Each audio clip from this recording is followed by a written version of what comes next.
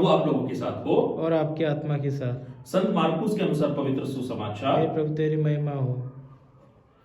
ईसा फिर निकलकर समुद्र के तट गए। सब लोग उनके पास आ गए और ईसा ने उन्हें शिक्षा दी।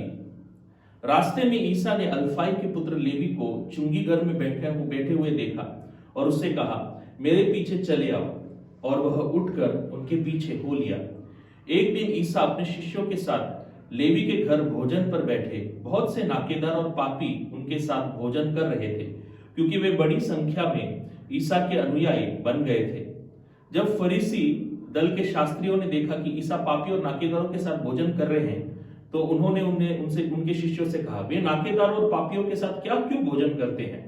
ईसा ने यह सुनकर यह कहा, निरोगियों को नहीं, रोगियों को वैद्य की जरूरत होती है। मैं धर्मियों को नहीं, पापियों को बुलाने आया हूं। प्रभु का सुसमाचार। हे क्रिस्त स्तुति हो।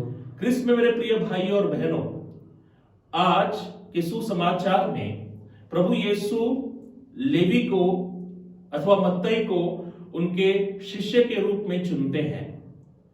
और जब यीशु उन्हें यह निमंत्रण देते हैं, यह न्योता देते हैं, तो हम क्या देख सकते हैं?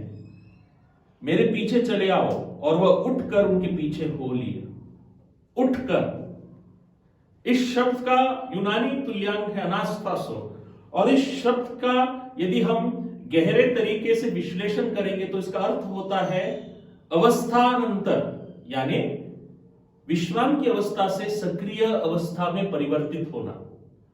और यही बात यीशु अपने हर एक शिष्य से कहते हैं कि यीशु का सच्चा शिष्य कभी पूर्ण विश्राम में नहीं रह सकता। सक्रियता उसके जीवन का अविभाज्य घटक है। तो आइए एक यीशु के अच्छे शिष्य के रूप में हमारे धर्मप्रांत और पल्ली के कार्यों में सक्रियता दिखाए, जिस तरह संत देवसायम पिल्ले ने दिखाई थी।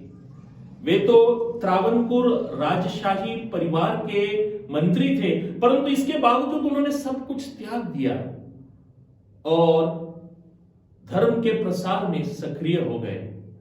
आइए उनके मध्यस्थी द्वारा प्रार्थना करें, हे प्रभु, मुझे संत देवसायम पिल्ले की तरह एक सक्रिय शिष्य बना। आमीन।